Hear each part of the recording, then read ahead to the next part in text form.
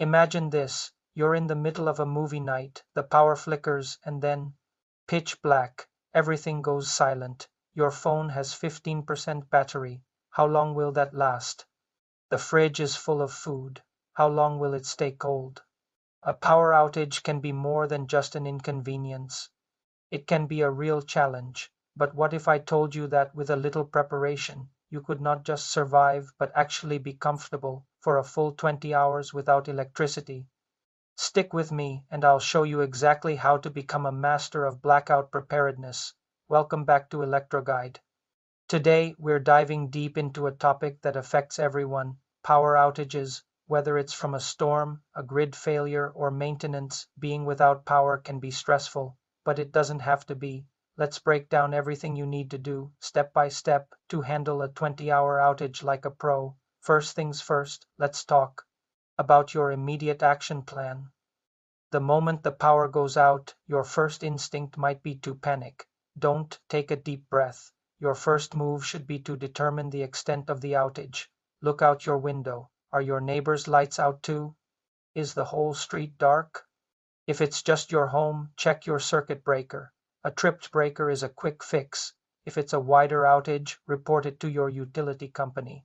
Their website or app will usually have an outage map with estimated restoration times.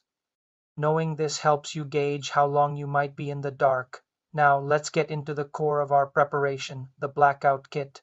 This is your treasure chest when the lights go out. You should have one ready at all times, stored in an easily accessible place like a closet near your main living area. So, what goes inside? The most crucial category is lighting.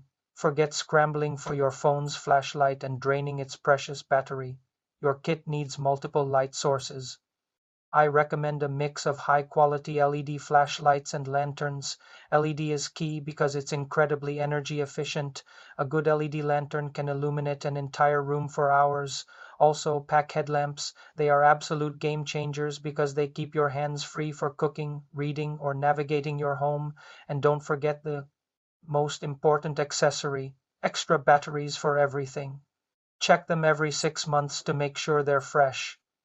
While candles can seem romantic, they're a significant fire hazard, so I'd advise using them only as a last resort and with extreme caution. Next up, communication and power. In a prolonged outage, staying informed is vital. A hand crank or battery-powered emergency radio is a must-have. It gives you access to news and weather updates from stations like the NOAA weather radio without relying on the internet or a charged phone. Now for your devices. A fully charged power bank or several is non-negotiable. A 20,000 milliamp hours power bank can charge a smartphone multiple times. For those who want to be extra prepared, consider a small portable power station. These are basically giant batteries that can power small appliances, lights, and multiple devices for hours. They are an investment, but the peace of mind they provide is priceless. Let's move on to food and water. For a 20-hour outage, you likely won't starve, but you'll definitely get hungry. The key is to have non-perishable food that requires no cooking or minimal preparation. Think protein bars, nuts, dried fruit, crackers, peanut butter, and canned goods like tuna or beans, preferably with pop tops so you don't need a can opener. If you have a manual can opener, great. Add it to your kit. Regarding water, the standard rule is 1 gallon per person per day. For a 20-hour outage, having a few gallons of bottled water on hand is a smart move, both for drinking and for basic hygiene like brushing your teeth. So the power is out and you have your kit. What about the food in your refrigerator and freezer? This is a big concern. A closed refrigerator will keep food safely cold for about 4 hours. A full closed freezer will keep its temperature for about 48 hours. A half full one for about 24. The golden rule is keep the doors closed. Every time you open it, you let the cold air out. To be proactive, you can keep some reusable ice packs or frozen water bottles in your freezer. If an outage happens, you can move them to the fridge to help keep things cooler for longer. Now let's talk about staying comfortable. Temperature control is a big deal if it's a winter outage. Your home can get cold fast. Designate one smaller room in your house, preferably one with few windows, as your warm room. Close the doors to other rooms to concentrate heat. Layer up with warm clothing, grab your blankets, sleeping bags, and gather everyone in that room. If you have a safe indoor heat source like a properly ventilated, battery-operated heater, now is the time to use it. Never use outdoor grills, propane heaters, or your gas stove for heat indoors. They produce carbon monoxide, which can be lethal. A carbon monoxide detector with a battery backup is an essential piece of safety equipment for every home. In a summer outage, the challenge is heat. Keep your blinds and curtains closed during the day to block out the sun. Wear light, breathable clothing. Battery-operated fans are fantastic for creating airflow. If you feel yourself overheating, a cool, damp cloth on your neck or wrists can provide a lot of relief. And of course, stay hydrated by drinking plenty of water. What about staying sane? 20 hours is a long time to be without your usual digital distractions. This is a great opportunity to disconnect and reconnect with your family.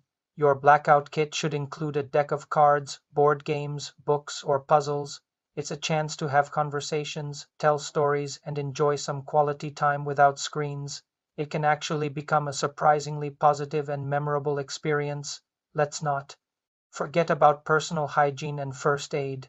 Have a basic first aid kit with bandages, antiseptic wipes, pain relievers, and any personal medications you need. Wet wipes are also incredibly useful for a quick wash up when the water isn't running or if your water heater is electric, and make sure you have enough toilet paper. It's one of those things you don't think about until it's gone. Finally, let's talk about the recovery phase. When the power comes back on, don't just flip on every switch at once.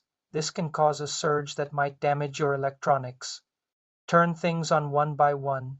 Check the food in your fridge and freezer. Use a food thermometer to test temperatures. The rule is, when in doubt, throw it out. Perishable food that has been above 40 degrees Fahrenheit or 4 degrees Celsius for 2 hours or more should be discarded.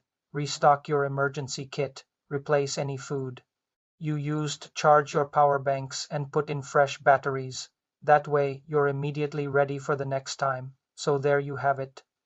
A comprehensive guide to confidently handling a 20-hour power outage. It all comes down to a little bit of foresight and a well-stocked emergency kit. By preparing for lighting, communication, food, water, and comfort, you can transform a stressful situation into a manageable and maybe even enjoyable adventure. You've got this. Thanks for watching ElectroGuide. I hope you found this video helpful. If you did, please give it a thumbs up and subscribe for more tips on navigating our electric world. What's your number one tip for power outages? Share it in the comments below. Stay safe and stay prepared. See you in the next video.